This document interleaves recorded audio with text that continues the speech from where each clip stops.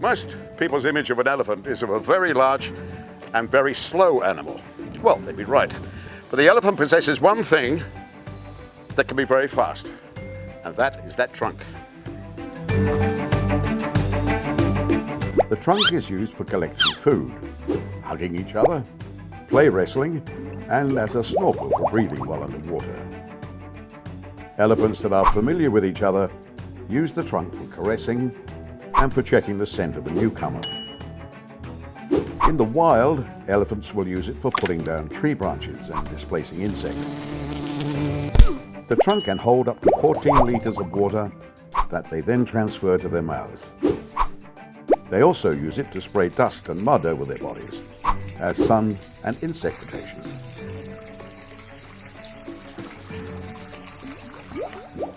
I'm often asked, why do elephants love to play in the river and bathe and play in the mud so much? And the answer is quite simple. They have no pores in their skin. They can't sweat like you and me. So, the elephant needs to bathe or play in the mud in order to reduce its body temperature. Gentle flapping of the ears helps in this process. A lot of people think that the elephant's tail is not very important, not in the general size of things. Well, nothing could be further from the truth. They use their tails for warding off insects and to splash water over the rear of their bodies while in the river. Unfortunately, there are some people who believe that accessories made from elephant hair are fashionable or prestigious. Well, when the hair is removed, the elephant cannot protect itself from insect bites and is open to pain and disease. This hair will not grow back. So please, refuse any item offered in a market made of elephant hair. I'm sure all elephants will be more than grateful. You know, most people think that an elephant's ears are not very important. Well, that's not true. Because in hot weather, they flap them gently to create a breeze. And that in turn lowers the temperature of the inner ear. Makes you more comfortable, doesn't it, darling? This can decrease their body temperature by approximately 6 degrees and enable their blood circulation to function better. During the breeding season, the male elephant will secrete from a gland beneath the ear and use its scent to mark off its territory. When faced with opposition, they will splay their ears to make themselves appear larger and to intimidate the enemy. The male will also do this during his display of aggressive behavior during must time. The elephant's foot is an almost round shape. There are 5 toes in front, 4 at the back. And the foot bone is covered by, well, a material that resembles gelatin. It acts as a shock absorber.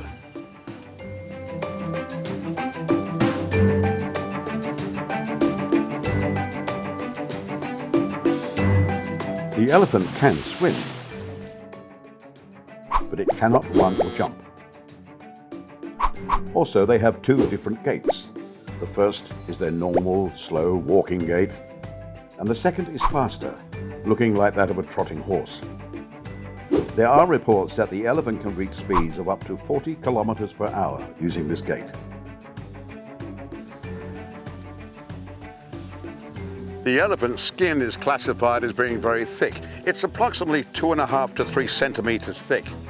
However, the skin behind the ears here, beneath the tail and in the groin, well, that can be very, very thin.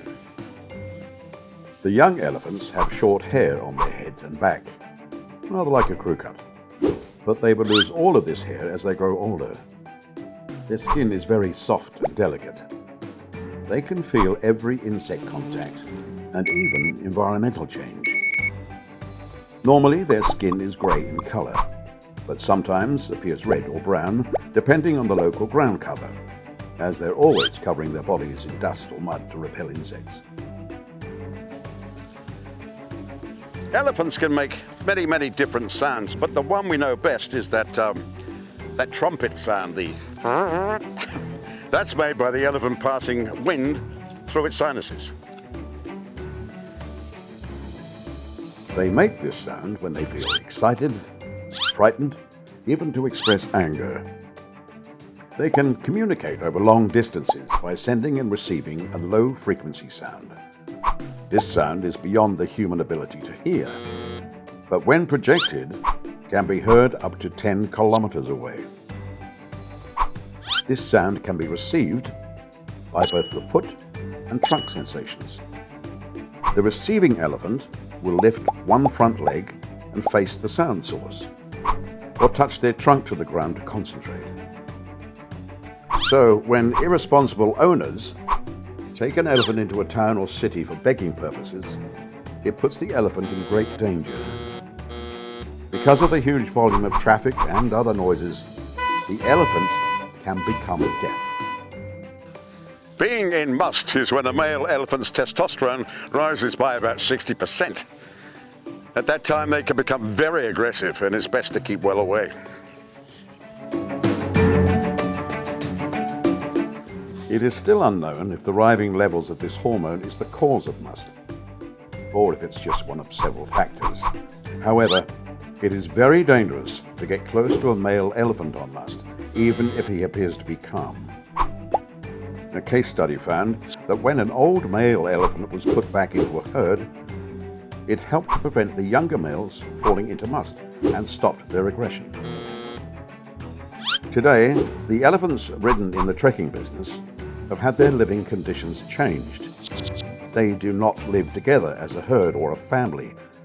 This gives the males every chance to come into must, and it is highly dangerous and could cause a serious accident.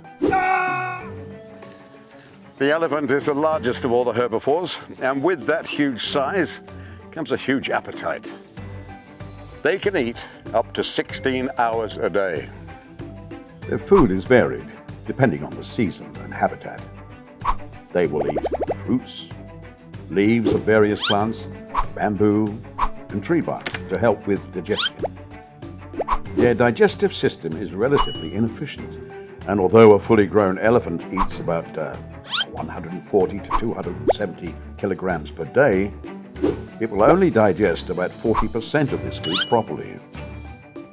We buy scrap sugar cane or bananas to feed the street-begging elephants when their owners can't afford to. Otherwise, they would stray like starving beggars looking for food. If not living in nature parks, they should be released into the forest where they can feed themselves independently, as shown in our documentary, Back to the Wild. Just like humans, elephants live together in a society, but the lives of males and females are very different. The females live together in a herd or family and correlate tightly. But if there's too many members, the older females will break away and set up a smaller group of their own. However, they will still remember which group is the original family herd or not. When the male elephant becomes more solitary with age, they're often turned away from the group for several hours, even several days. After the age of about 40, they will break away permanently, but still keep loose ties with other males as well. It's pretty obvious the elephant has a very large head, but it needs that to contain the largest brain of any animal in the world. They say that the IQ of an elephant is equal to that of whales and dolphins. Elephants have a brain complex similar to humans in terms of both structure and complexity. They have the ability of intelligence to show many feelings, including such things as grief, happiness, the ability to focus on a common interest, and how to care for an infant without a mother, and much, much more. The Mcpoot is a person who takes care of each individual elephant, and typically they start taking care of the young elephants when they themselves are young. Mahouts and elephants are tied to the lifetime of the elephant. They will obey only the mahout or someone very close to both. Because they spend so much time together, they learn to understand each other's emotions and feelings and share them together. Their relationship is based on love and understanding, not pain, as in the case in some other places. The short stick with a sharp hook on the end is totally banned at the Elephant Nature Park. You know, when many people see an elephant just standing around and swaying backwards and forwards like this, or swinging its trunk around, they think the elephant's happy and it's dancing. It is exactly the opposite. You may have been to a zoo or some such place and seen an elephant heavily chained, rocking their heads or whole bodies back and forth.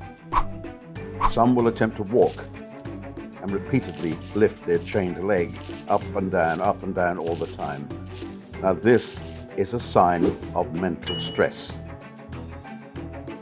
A close look at their chained legs will probably show a wound from where it is attached, and in many places it will go untreated.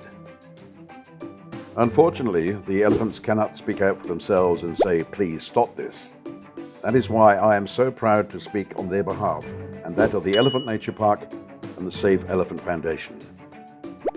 Please, I ask you to open your hearts and minds and see what you can do to assist in the protection and preservation of the magnificent Asian elephant. Please refer to our websites that appear on your screen. Finally, it just remains for me to say, on behalf of the elephants, Kap Kun Kap, Sawadee Kap, goodbye and thank you.